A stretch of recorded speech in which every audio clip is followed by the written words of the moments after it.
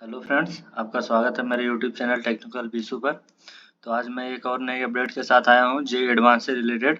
तो अगर आपने अभी भी मेरा चैनल सब्सक्राइब नहीं किया है तो सब्सक्राइब जरूर कर लें, क्योंकि आने वाले टाइम पे जैसे ही काउंसलिंग स्टार्ट होगा मैं सारी अपडेट देता रहूँगा।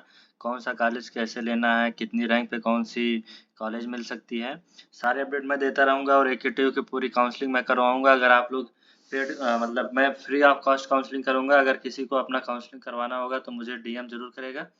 तो सारे अपडेट मैं देता रहूँगा। आज मैं थोड़ा जे एडवांस का नोटिफिकेशन थोड़ा डिस्कस कर लेता हूँ, क्या है, कौन सा कॉलेज कराएगा, कौन सा आईआईटी इस बार एग्ज़ाम करवाएगी जे एडवांस की। तो चलिए वीडियो स्टार्ट करते हैं। और चैनल अगर नहीं सब्सक्राइब किया सब्सक्राइब जरूर कर लें, अपने फ्रेंड्स के साथ ज़रूर शेयर करें। तो सबसे पहले आपको जाना है, अगर आप अपने से चेक करना चाहते हैं तो आप खुद जाके चेक कर सकते हैं, क्योंकि आपको बार बार साइट विजिट करनी होगी, इन्फॉर्मेशन वगैरह बार बार देखते रहिएगा, और जो भी उसके रिलेटेड अपडेट आते रहेंगे आप खुद से चेक कर सकते हैं। तो सबसे पहले आपको जाना है जे एडवांस के ऑफिशियल वेबसाइट पे। तो जे एडवांस के ऑफिशियल वेबसाइट पे जाएंगे आप। तो देखिए ये रही इसकी ऑफिशियल वेबसाइट। देखिए जे एडवांस 2024 का आ गया है। देखिए यहाँ पे लिखा है Indian institute of technology Madras, मतलब कि इस बार जो कंडक्ट कराएगी एग्जाम मद्रास कराएगी। तो देखिए यहाँ पे एक नई अपडेट आया है, there is no change in the examination exam date for the JEE advance 2024 in the view of general election 2024। The exam will be conducted on 26 May 2024 as schedule. मतलब कि जो भी ऐसा मतलब बीच में ऐसा आया रहा होगा कि इलेक्शन है तो क्या एग्ज़ाम पोस्टपोन होंगे, तो एग्ज़ाम पोस्टपोन नहीं होंगे। इन्होंने देखिए ऑफिशियल वेबसाइट पे इन्होंने 27 मार्च को ही जारी किया था। ये नई अपडेट है, मैं फिर से मतलब एक बार बता दे रहा हूँ। 27 को ही अपडेट आ गया था। तो देखिए जे एडवांस की जो सूचना है, देखिए ऑफिशियल वेबसाइट पे हिंदी पर भी उपलब्ध है। अगर आप हिंदी में पढ़ना चाहते हैं पढ़ सकते हैं। मैं इन्फॉर्मेशन ब्राउज़र देखिए यहाँ से जाके डाउनलोड करेंगे, इसको भी यहाँ से सूचना ब्यूरोडिका से जाके डाउनलोड कर सकते हैं। तो इन्फॉर्मेशन ब्राउज़र मैं यहाँ से डाउनलोड कर रहा हूँ। तो देखिए यहाँ से खुल गया है इन्फॉर्मेशन ब्राउज़र। तो देखिए इसका सबसे पहला क्राइटेरिया कि आपको मेंस देना है।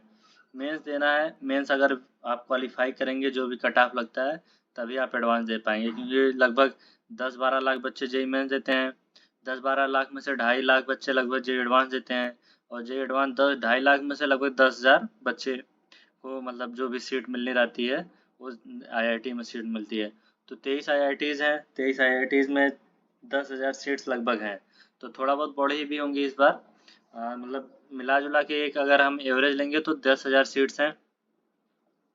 तो देखिए सबसे पहला क्राइटेरिया है कि लगभग कितना जेई मेंस में जो है लगभग जो जनरल के लिए रहता है लगभग 90 परसेंटाइल, ईडब्ल्यूएस के लिए 72-75 रहता है।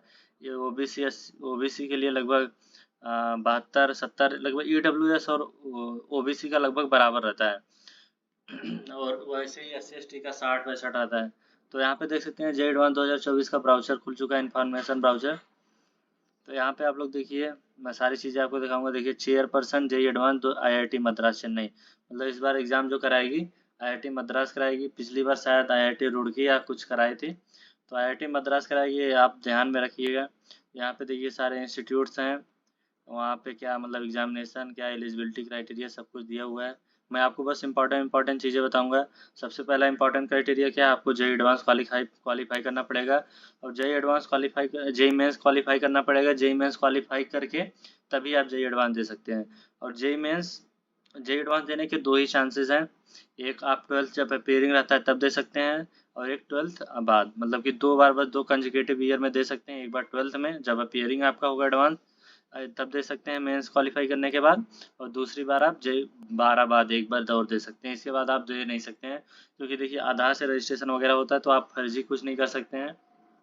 एक बार रजिस्टर हो गए तो दोबारा फिर एक बार और कर सकते हैं, इसके बाद आप एग्ज़ाम नहीं दे सकते हैं। और ओबीसी एससी/एसटी के लिए मतलब वो क्राइटेरिया होता है 5 साल का, कि 12th के बाद 5 साल तक दे सकते हैं। अभी मैं आगे इन्फॉर्मेशन ब्राउज़र में देख लूँगा। देखिए वही दिया हुआ है इंपॉर्टेंट नोटिस वगैरह क्या है। एकेडमिक कैलेंडर देखिए, ईस्ट नेम लोकेशन मतलब जो भी 23 आईआईटीज़ हैं उनके बारे में दिया हुआ है। कौन सा है, भुवनेश्वर, खड़गपुर, धनबाद, भिलाई, सारे आईआईटीज़ के नाम दिए हुए हैं। फिर यहाँ पे देखिए दिया हुआ है बीटेक है जो 4 ईयर का, बीएस है बैचलर ऑफ साइंस 4 ईयर का, बी आर्किटेक्चर है 5 साल का, dual degree BTech plus MTech वाली है 5 साल में, फिर dual degree BS plus MS है, बैचलर ऑफ साइंस और मास्टर ऑफ साइंस 5 साल का है, इंटीग्रेटेड एमटेक मतलब मास्टर ऑफ टेक्नोलॉजी 5 साल का, इंटीग्रेटेड एमएससी 5 साल का है। तो ये सब चीज़ें आप खुद से पढ़ सकते हैं। और देखिए जोसा के थ्रू इसकी काउंसलिंग होती है, ज्वाइंट सीट एलोकेशन करके होता है जो जोसा। तो जैसे ही काउंसलिंग का डेट आएगा जो भी रहेगा मैं सारे बताऊंगा, क्योंकि पहले एडवांस होगा उसके बाद ही काउंसलिंग शुरू होगा। तो आप लोग पहले से घबराइए मत मेरा क्या होगा क्या नहीं होगा। अगर आपके जेईई मेंस में बहुत अच्छे मार्क्स नहीं आए तो आप थोड़ा सा साइड में फॉर्म वगैरह फिलअप किए हुए होंगे, जैसे कमेंट के हो गया, ये जो कौन सा एग्ज़ाम होता है यहाँ पे, बंगाल में होता है WBJEE, वो भी आप भर सकते हैं। फिर इसके बाद कहीं सीट नहीं मिलेगा तो यार AKTU में निश्चिंत रहिए, AKTU से आपको भर के सीट है, आपको कहीं ना कहीं कॉलेज मिल जाएगा। REC, IIT Lucknow, BIT Jhansi, KNIT Sultanpur, REC Banda, REC Sonbhadra, REC Azamgarh, REC Mainpuri, बहुत सारे कॉलेज हैं। और जो मतलब AKTU से तो कहीं ना कहीं आपको कॉलेज मिल ही जाएगा, आपका 6 लाख रैंक रहेगी तब भी मिल जाएगा। तो देखिए यहाँ पे सब ये एलिजिबिलिटी दिया हुआ है कैसे करना है, तो मैंने आपको बता ही दिया। सबसे पहला है आपको जेईई मेंस क्वालिफाई करना पड़ेगा, और एक बार आप मतलब 2 बार आप दे सकते हैं, 2 कंसेक्यूटिव ईयर, एक बार 12th अपीयरिंग में, एक बार 12th के बाद। देखिए जो वो है रिजर्वेशन OBC के लिए दिया हुआ है, और शेड्यूल का 15 पास सीट इन एवरी कोर्स, देखिए 15% का SC के लिए रिजर्व है, 7.5% ST के लिए। फिर इसके बाद देखिए जो ये सब क्राइटेरिया दिया हुआ है, अगर आपको पढ़ना है अच्छे से पढ़ सकते हैं। जो SC ST OBC है उनके लिए जो भी है रिजर्वेशन वो सब दिया हुआ है। फिर आपको अब फीस वगैरह की आगे चल के बात करेंगे। तो देखिए जो फॉरेन वगैरह से भरते हैं, कुछ हैं जो फॉरेन में रह रहे हैं, उनका कुछ OCI PIO कार्ड बनता है, तो उन सब के लिए भी पैसे कितने लगेंगे सब कुछ दिया हुआ है, आगे हम वो सब बात करने वाले हैं। देखिए एग्जामिनेशन के बारे में दिया हुआ है, 10+2 लेवल होना चाहिए, मतलब फिजिक्स केमिस्ट्री मैथ होना चाहिए। मैथ जो होता है वो इम्पोर्टेंट होता है, मतलब कि कंपलसरी होता है। देखिए पेपर 1 होगा 9 बजे से 12 बजे तक संडे को, 26 मई को संडे है। पेपर 1 होगा 9 से 12, पेपर 2 होगा 2:30 से 5:30, मतलब कि 2:30 बजे से 5:30 बजे तक। देखिए पेपर 1 क्या होता है, पेपर 1 में थोड़ा आसान होता है, तो जिसमें आप थोड़ी चीज़ें कर सकते हैं। लेकिन जो पेपर 2 होता है यार उसमें मतलब असली, अगर इसमें आपने क्वालिफाई कर लिया थोड़ा, मतलब क्या होता है कि इसमें जैसे फिजिक्स केमिस्ट्री मैथ का अलग अलग कट ऑफ बनता है, और आपको तीनों सब्जेक्ट में कट ऑफ पार करना होता है, नहीं तो फिर आप डिस्क्वालीफाई हो जाएंगे। तो ये सब चीज़ें ध्यान रखनी है, किसी में माइनस में नहीं जाना है, आपको आराम से शांति से करना है, कम क्वेश्चन करना है, अच्छे से करना है। फिर आगे देखते हैं। देखिए अपेयरिंग के दिया हुआ है, जो OCI PIO है, जो मतलब NRI वगैरह है उनके लिए दिया हुआ है। तो जेई मेंस वगैरह का है, तो जैसे ही मेंस का रिजल्ट आएगा वो भी मैं बताऊंगा, कितने कट ऑफ बना है वो भी बताऊंगा। देखिए कैटेगरी वाइज डिस्ट्रीब्यूशन आपका 2,50,000 कैंडिडेट्स, वही दिया हुआ कि किससे कितने, ओपन से कितने, ओपन PWD से, जनरल EWS वगैरह से, सब दिया हुआ है यहाँ से। फिर देखिए एज लिमिट, देखिए सबका मतलब जनरल OBC की क्या है कि मतलब 2 होना चाहिए, मतलब एक बार 12th अपीयरिंग में, एक बार 12th के बाद। लेकिन कैंडिडेट शुड हैव बॉर्न अक्टूबर 1 1999, मतलब 99 से पहले बॉर्न होना चाहिए 1 अक्टूबर के, और 5 साल एज रिलैक्सेशन इन लोग को मिलता है। देखिए जो जनरल OBC हैं उनको देखिए 1999, 1 अक्टूबर 1999 के लिए पहले पैदा होना, मतलब बॉर्न होना चाहिए डेट ऑफ बर्थ। और देखिए SC ST के लिए क्या है, 1994 के अगर रहेंगे तब भी उनको 5 साल का एज रिलैक्सेशन मिलता है। नंबर ऑफ अटेम्प्ट देखिए, a candidate can attempt JEE advance maximum of 2 times in 2 consecutive years, मतलब 2 बार लगातार दे सकते हैं, एक बार 12th अपीयरिंग में, 12th के बाद। अपीयरिंग क्लास 12 देखिए वही दिया हुआ है, मैथमेटिक्स एज कंपलसरी सब्जेक्ट होना चाहिए। फिर इसके बाद 12 पास होना चाहिए। फिर अर्ली एडमिशन टू IIT से, सब तो वगैरह आप लोग बाद में देखेंगे। फिर फीस की बात कर लेते हैं। देखिए ऑनलाइन रजिस्ट्रेशन कब होगा, 1 अप्रैल 21 से स्टार्ट होगा, अप्रैल 21 से स्टार्ट होगा, अप्रैल 30 तक होगा। फिर last date for fee payment देखिए 6 मई दिया हुआ है, मतलब कि रजिस्ट्रेशन 21 से लेकर 30 तक होगा, और जो रजिस्ट्रेशन का पेमेंट होगा, फ़ी पेमेंट, वो 6 मई तक आप कर सकते हैं। फिर देखिए जो फीस है फीमेल कैंडिडेट के लिए है 1600, SC ST PWD कैंडिडेट्स के लिए 1600 है, और जो अदर कैंडिडेट जैसे OBC जनरल वगैरह हो गए उनके लिए 3200 है। फिर देखिए जो OCI PIO कार्ड होल्डर्स हैं, मतलब जो बाहर रह रहे हैं या यहाँ पे रहते हैं तो कार्ड बनवा उनको कोई कार्ड बनवाना पड़ता है OCI PIO।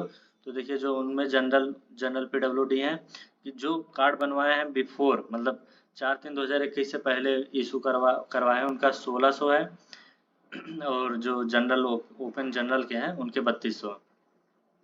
देखिए foreign national and OCI PIO card holders where the OCI PIO card was issued on after 4/3/2021, मतलब जो 2021 के बाद जिनका कार्ड इशू हुआ है उनके देखिए जो सार्क कंट्रीज हैं, जो south Asian association regional corporation है, जो मतलब सार्क के मेंबर्स है, जो भी देश हैं 6-7 हैं, तो उनके देखिए $100 है। जो सार्क के मेंबर नहीं है उनके $200 है।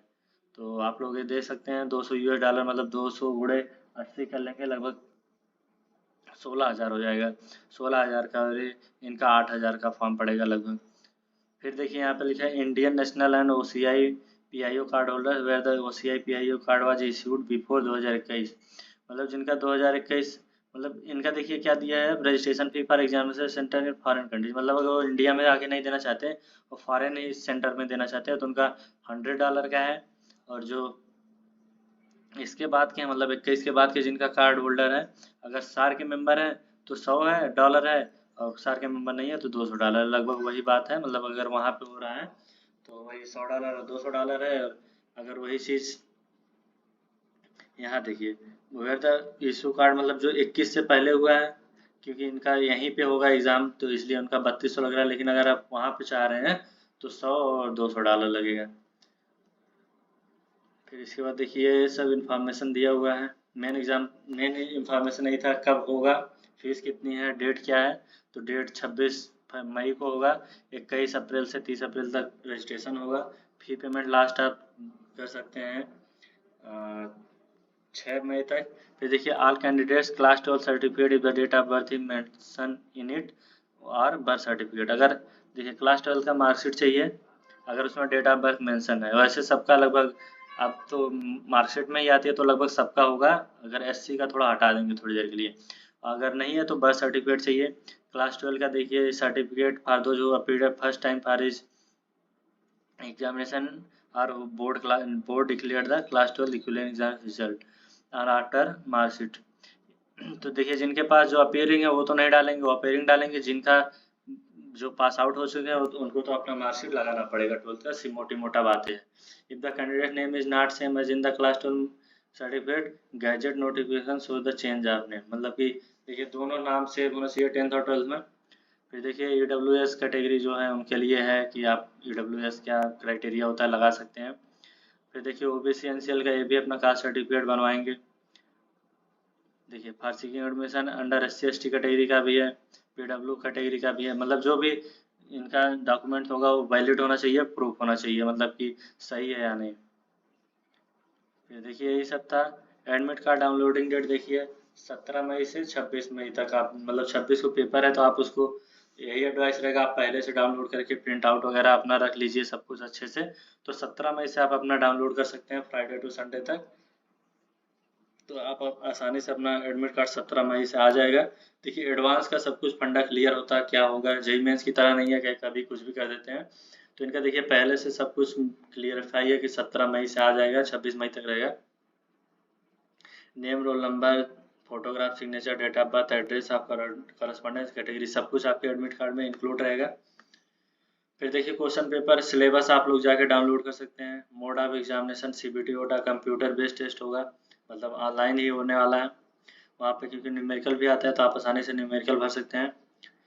तो जनरल इंस्ट्रक्शन है 3 घंटे का पहला पेपर होगा 180 मिनट का, 4 hours to 40 minutes और PW कैंडिडेट मतलब उनको 1 घंटा एक्स्ट्रा मिलेगा। फिर देखिए इस टाइप से आता रहता है कितना आपने अटेम्प्ट किया, कितने नॉट विजिट नहीं किए आपने, कितने विजिट किए हैं आंसर नहीं दिए हैं, तो इस टाइप से सब कुछ आपको दिखाएगा। तो ये रहा सब कुछ आपके लिए जो भी था। फिर आप लोग आसानी से मतलब जो भी है आप अपना देख सकते हैं। देखिए सब कुछ दिया हुआ है IIT कानपुर जोन में कहाँ कहाँ सेंटर वगैरह का है, cities for towns for JEE advance देखिए, मतलब यहाँ पे जहाँ पे सेंटर जाएगा वो सब दिया हुआ है। आप लोग ये भी ब्राउज़र डाउनलोड कर सकते हैं, आसानी से जाके देख सकते हैं। तो वीडियो ज़्यादा लंबी नहीं करेंगे, जो भी इन्फॉर्मेशन था मैंने बता दिया है कि कब से होगा। 21 से 30 अप्रैल तक इसका रजिस्ट्रेशन होगा। 6 को फी पेमेंट होगा, लास्ट है। उसके पहले अगर आप कर ले रहे तो अच्छी बात है। फिर 26 मई को पेपर है, 2 शिफ्ट में होगा, 9 से 1 12 होगा, 2:30 से 5:30 होगा, बीच में थोड़ा आपको ब्रेक मिलता है। एडमिट कार्ड आप 17 से लेके 20 के बीच 17 से लेके 26 के बीच में डाउनलोड कर सकते हैं, 17 मई से 26 मई तक। पैसे कितने लगेंगे? जो SC ST फीमेल कैंडिडेट किसी भी कास्ट के हों और किसी भी कैटेगरी के हों, और SC ST के लिए 1600 रुपये फीस है। बाकी अदर जितने भी कैंडिडेट्स हैं उनके लिए 3200 फीस है। PWD के लिए भी 1600 है, और अदर्स के लिए 3200 है। और जो फॉरेन से हैं, जो फॉरेन वगैरह हैं, तो उनके लिए जो कार्ड होल्डर्स हैं, जो 2021 से पहले OCI PIO कार्ड बनवाए हुए हैं, अगर वो इंडिया में दे रहे हैं तो उनका 1600-3200 लगेगा। अगर इंडिया में नहीं दे रहे हैं, $100 और $200 है। $100 उनके हैं जो सार के मेंबर हैं, $200 उनके हैं जो सार के मेंबर नहीं हैं। तो ये रहा नई अपडेट। आप लोग जैसा लगाओ वीडियो अपने दोस्तों के साथ शेयर जरूर करिएगा। तब तक के लिए बहुत बहुत धन्यवाद, और अपना आप मेरा चैनल जरूर सब्सक्राइब करें। आगे काउंसलिंग के रिलेटेड बहुत सारा इन्फॉर्मेशन आपको मिलने वाली है। Thank you.